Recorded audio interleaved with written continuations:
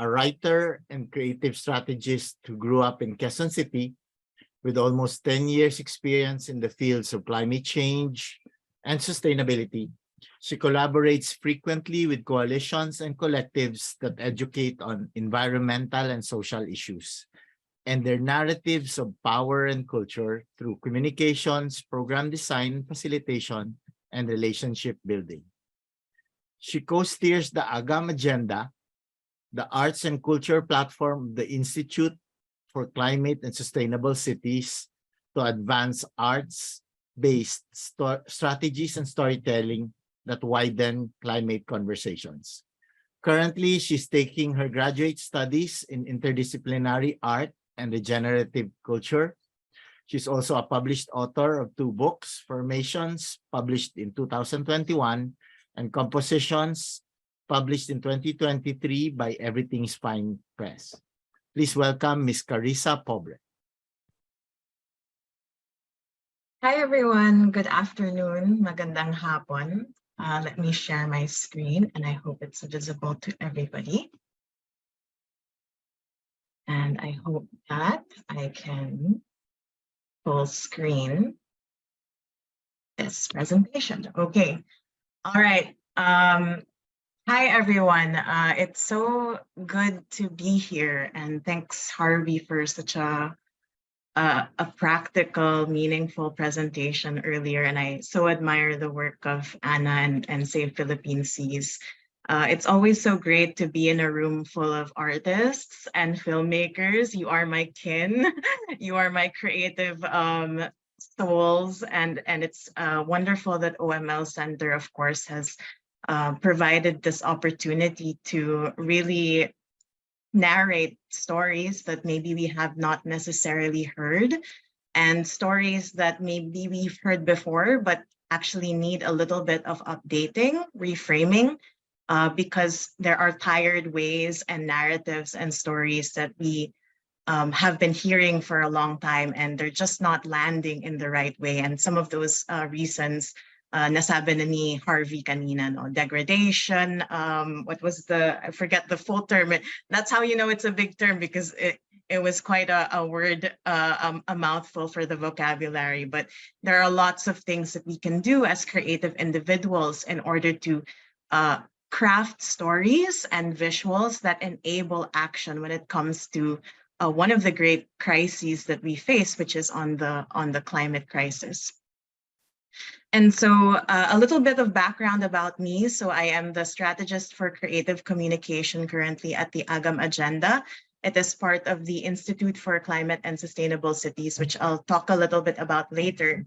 But for many, many years, I was actually working in various sectors of the climate, sustainability, environment, activism, industrial complex. And now I've landed back into, what I consider to be my roots really as a writer and as an artist, and really tapping into that sense of who we are as creative individuals. And so for me, and this is also where I am arriving at as I meet you here today, is that one of the greatest questions for me that I think about is how our language and art forms and matters of response. When we say response, it can be a social response, it can be a response to the way that a certain issue is happening. We can see that when it comes to environmental issues, food sovereignty issues, and so much more.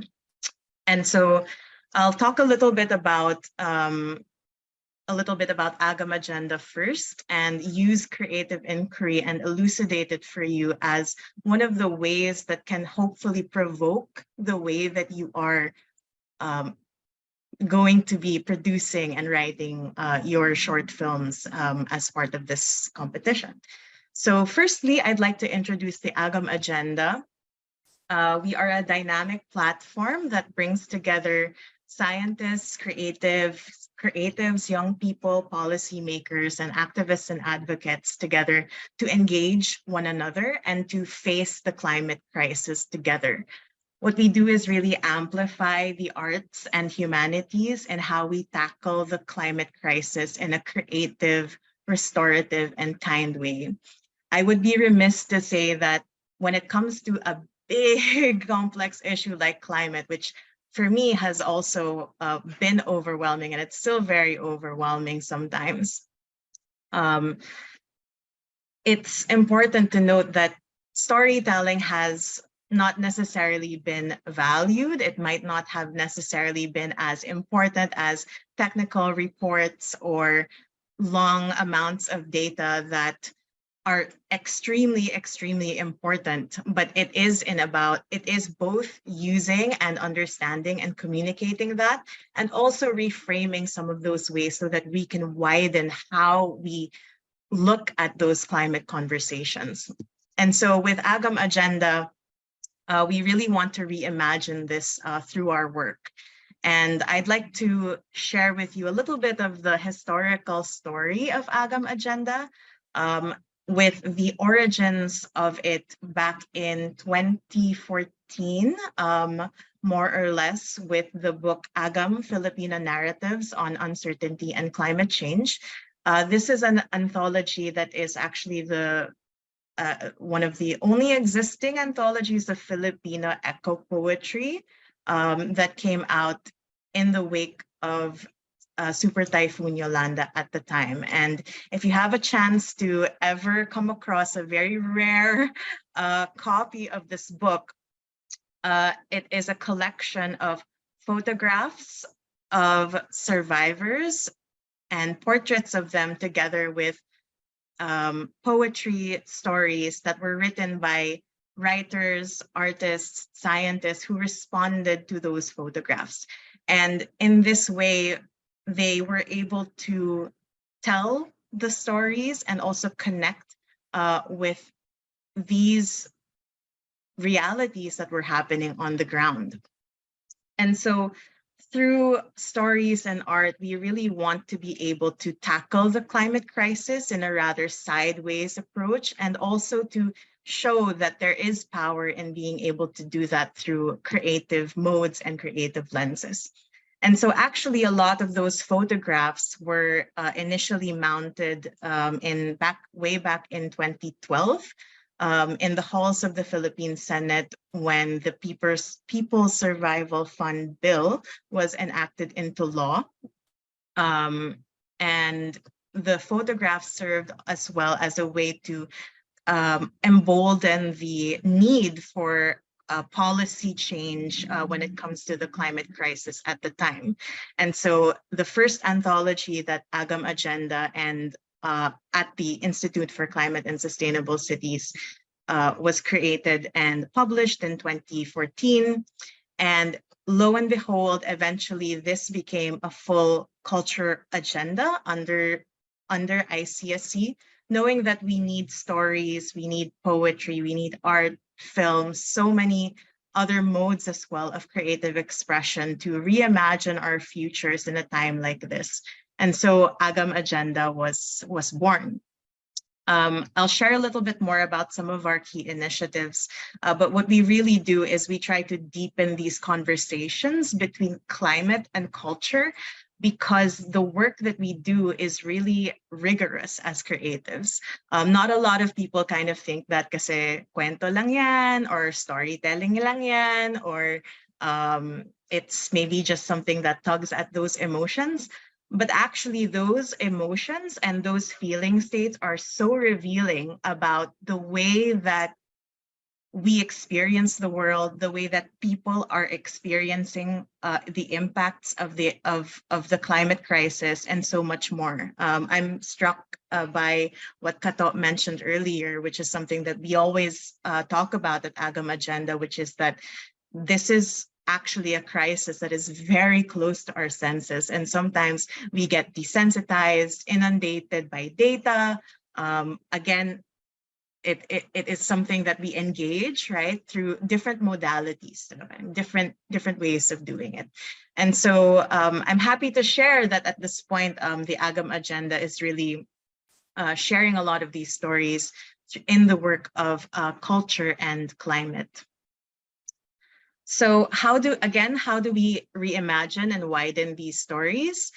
I'll give you the provocation today of creative inquiry as a process and as a practice, really, as a life practice. Bilang mga filmmakers, I feel like alam nyo yan. And so how can we actually approach it sideways? And I'll offer some examples for you today.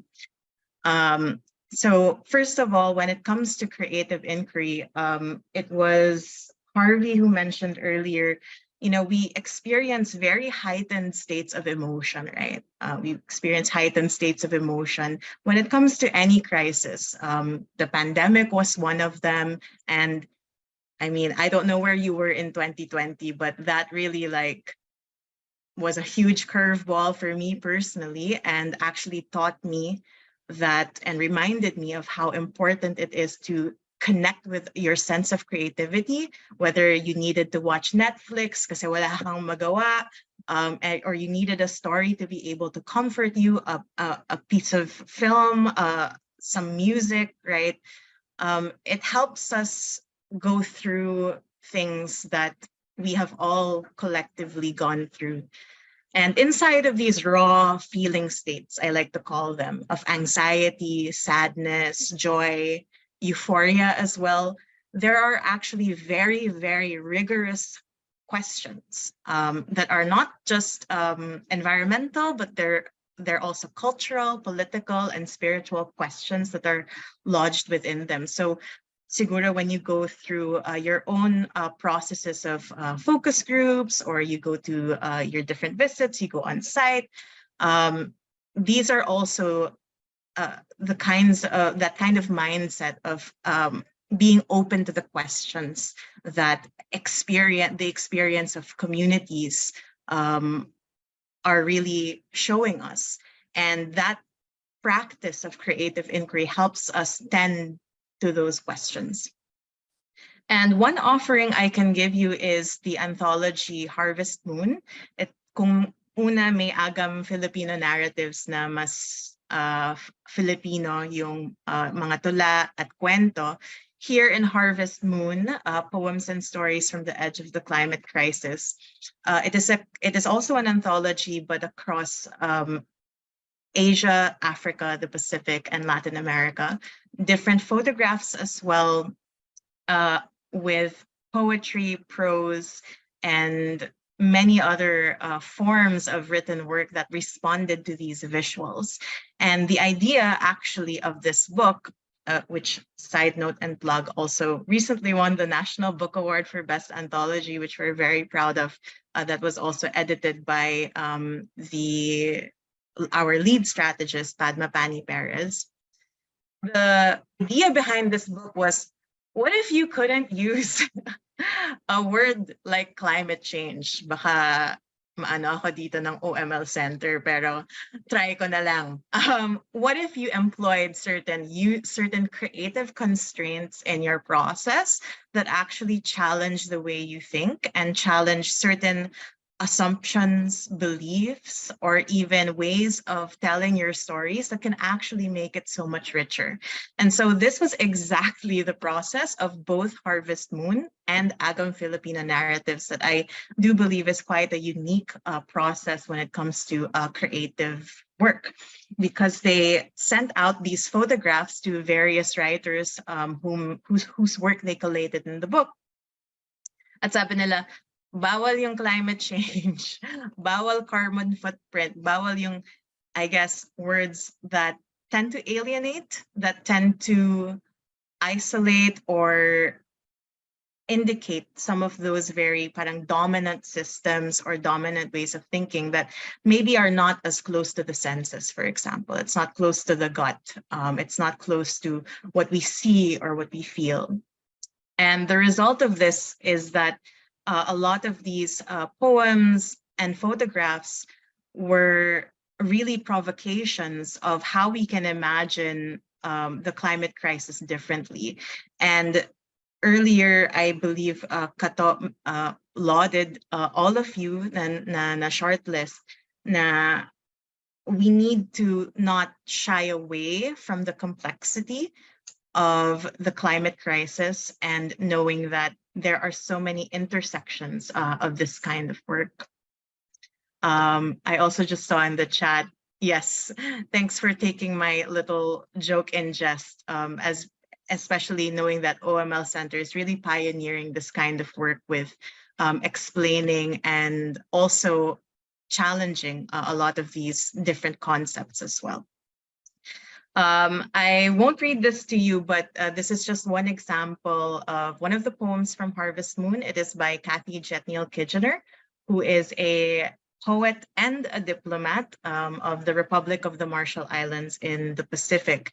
And she was one of the contributors to this anthology, and she responded to a photograph highlighting here that in a lot of large scale international conferences and meetings where climate vulnerable countries such as the Marshall Islands are usually excluded or marginalized from large scale conversations, she's expressing here that my nice voice is the thing that I use. And my nice voice is something that is only about our survival. We don't want to depress.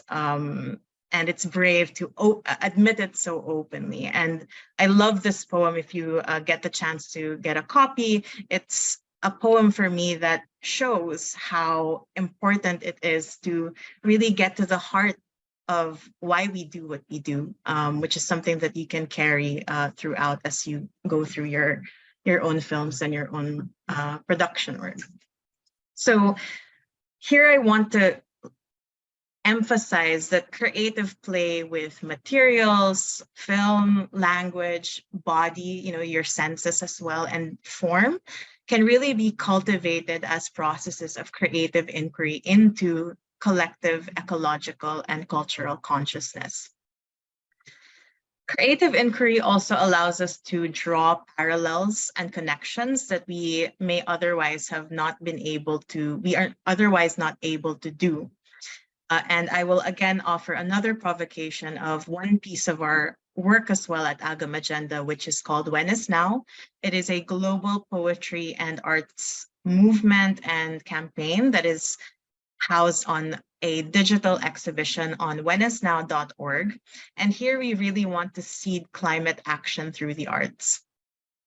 What we do is that it is an open call for contributions around the world of poems, stories, and people can respond to what has already been seeded and sprouted in this large exhibition that connects different stories across the world. And so here on the slide, I'm showing you here a photograph of a mural that responds to a poem that was seeded in the When Is Now campaign. This was a mural in, I believe, Yogyakarta in Indonesia, and it responded to a line written by a South African feminist writer named Malevo Sepodi. And I'll read it to you. It's, "Are you going to listen to the wind, or are you going to wait for floating lilies to deliver seeds of condolences?" And again, bringing, reading that line every time gets me because it is so evocative. But really here, again, highlighting the idea of responding, of being able to say, even across different borders and lands and waters, there's a way for us to be able to draw those connections and to be able to say, I can hear your story, I can carry your story, and it's also a way of caring for that person's story as well.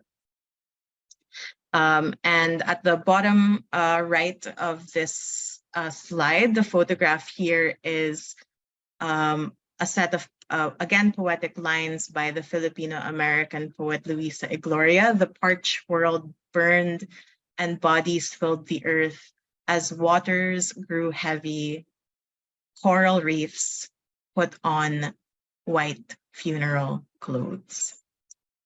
I'll leave that there to kind of just trail off with how harrowing that is. And so what I want to highlight here with When Is Now as a process is really that this is fun.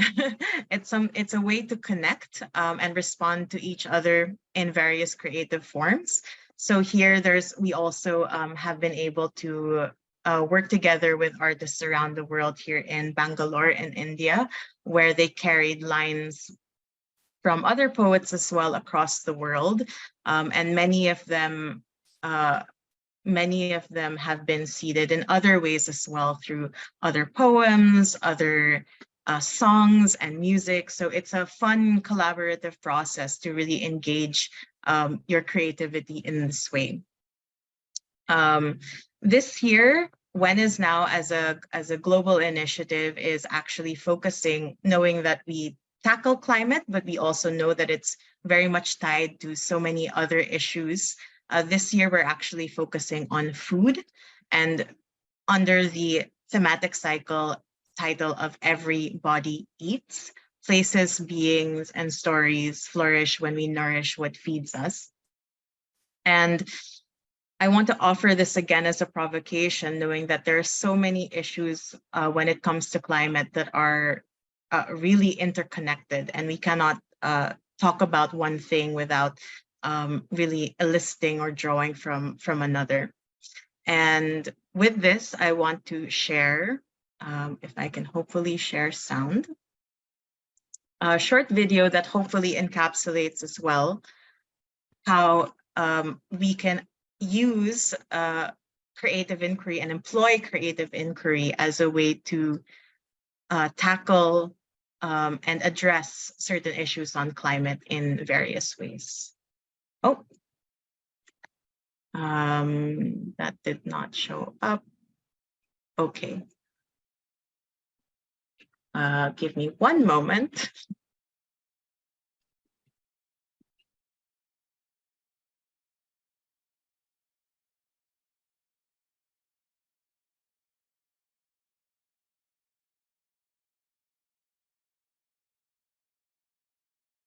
All right, here we go. I have to do it here because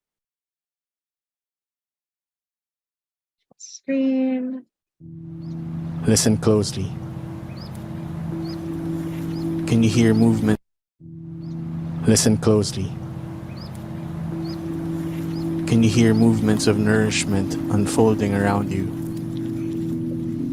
Beneath your feet, fallen leaves rustle and creatures meander through the earth.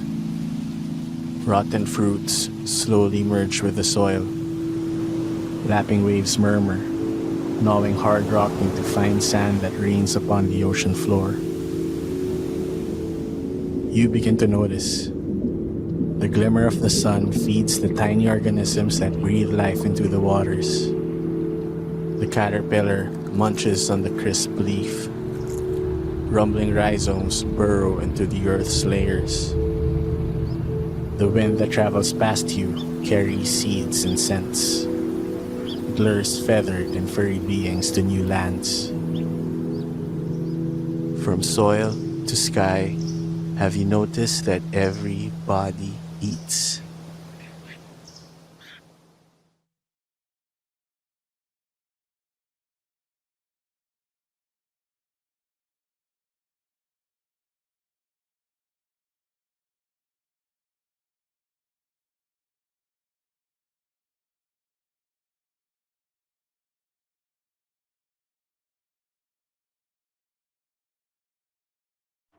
Sorry, Carissa, you're on mute. Thank you. Thank you for that. All right. So as you saw in the video and heard, no, we really crafted this, we are crafting this campaign with the provocation that every body, every sentient body on this earth really has to eat. And it is a universal thing. Unfortunately, it is also not always the most accessed by every body, and it's also a process that really tackles large, broad systemic changes when it comes to our food system and when it comes to many ways of understanding food and knowing that every non-human body is also engaged in this process of eating. And so think about those kinds of provocations that you can also make in your work that maybe are unexpected. Harvey was the one who also said that there is so much power in being able to do what we do as artists, as filmmakers, and to be able to not reinscribe certain tired narratives that are also hurting us in the process. You know, maybe the disaster narratives are need to be reframed, or they need to be revisited, because there are some things that are not necessarily natural, but there are things that are really bent on certain societal injustices and so on. So creative inquiry is a very deep process. It helps us keep these connections and parallels alive rather than separating our interdependencies when it comes to various other issues. And I also want to galvanize everyone that the arts really offer us very rigorous sites and exchanges of knowledge, as well as possible alternatives. And this is what we all hope to do. To taper down with the presentation, as I know we want lots of time for questions, I'll share a little bit more about the work that we do at Agam Agenda, the When Is Now campaign, with some of the poetry that has been contributed and shared to us by various people across the world. We intentionally bring them to venues of power and decision making. So here we took lines from poems, of course, with the collaboration of the authors, and brought them in public spaces at the times of the conferences of parties, COP26, and we'll be continuing that this year for COP28 through street hubs that have a combination of both poetry as well as certain realities and facts and data on, for instance, as you can see here, the state of environmental defenders, for example, and working together with other forms, other artists, installation work, and so on. The poet whose work I shared earlier, Kathy Jetniel-Kitchener, this is her actually on the slide, and here you can see her at one of the COPs, and what we really try to do is mobilize action through the arts at these policy-making venues as well. We work as well to connect many advocates, climate advocates and environmentalists and storytellers such as yourself, working on Pebble Poem workshops, where we again invite muralists, musicians to respond to lines of poetry around the world, again, as a way of connecting with their stories, but also offering the arts as ways to not just build awareness, but reimagine a better future where the arts and creativity are also included as viable, vibrant options for us to weather through the crisis. Another example of our work is that we have organized community-led culture. Well, we've collaborated on community-led cultural festivals. This is one example, and here in the photograph, you can actually see some pages of Harvest Moon printed and displayed with communities that we have worked with all around the world here in Colombia. And again, in this work of weaving the climate conversation with culture, and with that also comes living cultures and cultural knowledges. And hopefully these are also things that can inspire the way that you go through your own work as well. Another final example is that we also host a lot of events and workshops, and here we supported a summer camp with Marshallese youth in support of When Is Now, and bringing that conversation again of those who are most climate vulnerable into these spaces where we can talk about healing, we can talk about reparation, we can talk about the ways that we amplify these as well. So that's it. I hope that you learned something from the presentation, and I look forward to hearing more for your questions.